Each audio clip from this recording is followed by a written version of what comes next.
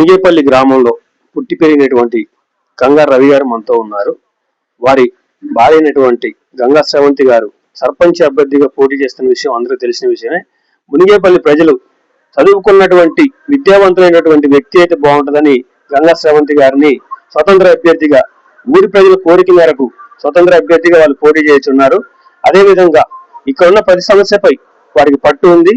ఆ సమస్యని మేము మా సొంత సమస్యగా తీరుస్తామని రవి గారు మునిగేపల్లి ప్రజలకి హామీ ఇస్తున్నారు. వారి మాటల్లో అడిగి తెలుసుకుందాం.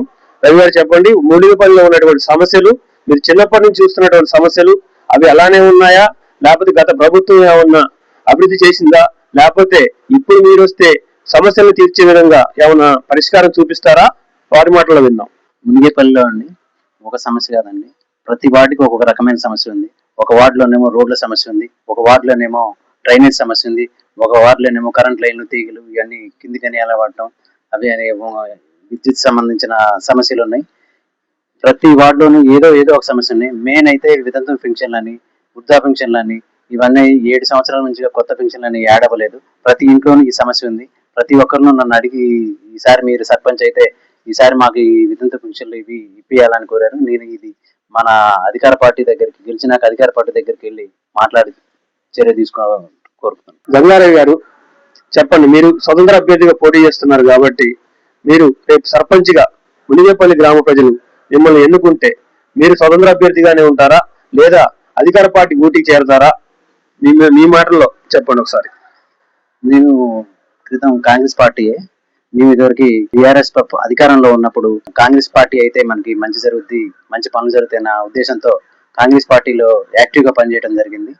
గత ఎమ్మెల్యే ఎలక్షన్ లో పొంగులేటి శ్రీనివాసరెడ్డి గారి తరఫున నేను ప్రచారం చేసి మా గ్రామంలో ఓడవాడ తిరిగి ప్రతి వార్డు చైతన్యం తీసుకొచ్చి, జనంలో చైతన్యం తీసుకొచ్చి అధిక మెజార్టీతో మా ఊరు నుంచి ఓట్లు వేయించడం జరిగింది. కాకపోతే ఏం జరిగిందంటే, మేము అనేది వచ్చేసరికి జనమే నన్ను ఈసారి జనరల్ అయితే గంగారావు గారి సర్పంచ్ నిలబెట్టాలి, జనరల్ అయితే గంగారావు గారి సర్పంచ్ నిలబెట్టాలని ప్రజల్లో చైతన్యం వచ్చిన వాయిస్ ని ప్రజలు వచ్చి నా దగ్గరకు వచ్చి ఈసారి జనరల్ అయింది, మీరు నిలబడాలి, మీకు అర్హత ఉంది అని చెప్పడం జరిగింది. దీని గురించి మా కాంగ్రెస్ పార్టీ పెద్దల్ని కలవడం జరిగింది.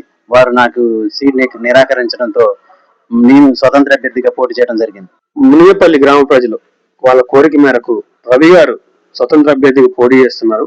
రవి గారి భార్య అయినటువంటి గంగా శ్రవంతి గారు సర్పంచ్ అభ్యర్థిగా పోటీ చేస్తున్న విషయం అందరూ తెలిసిన విషయమే. కానీ రవి గారు గతంలో కాంగ్రెస్ పార్టీ నుంచి కార్యకర్తగా పొంగులేటి శ్రీనివాసరెడ్డి కోసం ఎంతో కష్టపడ్డారు. వారి అధిక మెజార్టీ కోసం వారు మునిగేపల్లి గ్రామంలో చాలా కృషి చేశారని, ఇక్కడ ప్రజలు ఆయనకి ఇక్కడ జనరల్ అయితే గంగారావు గారు అయితే బాగుంటుందని కోరుకున్నారు. కానీ ఇక్కడున్న కొంతమంది సీనియర్ నాయకుల వల్ల వారికి సీటు దక్కలేదు. దానివల్ల వారు స్వతంత్ర అభ్యర్థిగా పోటీ చేయాలనుకున్నారు. ఇక్కడ ప్రజలు మద్దతుతో ఉండటం వల్ల వారు స్వతంత్ర అభ్యర్థిగా పోటీ చేసి ఈ ఊరు నుంచి సర్పంచ్గా కావాలనుకుంటున్నారు. ఇక్కడ ప్రతి సమస్య మాకు తెలుసు కాబట్టి ఈ ఊరిని ముందు చాలా అభివృద్ధి చేయాలని వారు దృఢ సంకల్పంతో ఉన్నారు. అదే విధంగా రవి గారిని మేము ఒకసారి అడిగి తెలుసుకుందాం. రవి గారు చెప్పండి, ఇక్కడ ఉన్నటువంటి సీనియర్ నాయకుల వల్ల మీకు ఎటువంటి ప్రాబ్లం ఉందా, లేకపోతే మీకెందుకు సీట్ నిరాకరించారు? అంటే గత 20 ఏళ్ల నుంచి కూడా అదే నాయకులు అదే విధంగా వాళ్ళ కుటుంబ సభ్యులు వచ్చి వాళ్ళు ముందుకెళ్తున్నారు. చిన్న కుటుంబం అంటే చిన్న చూపుతో చూస్తున్నారు. అది యూత్ కి అదే ఇష్టం లేదు. ఎవరైతే సరే ఈసారి యూత్ గా ఒక మనిషిని నిలబెట్టుకొని చేసుకుందాం అన్న కాన్సెప్ట్ తో ముందుకు వచ్చారు. దాని ప్రకారమే నేను ముందుకెళ్తున్నాను.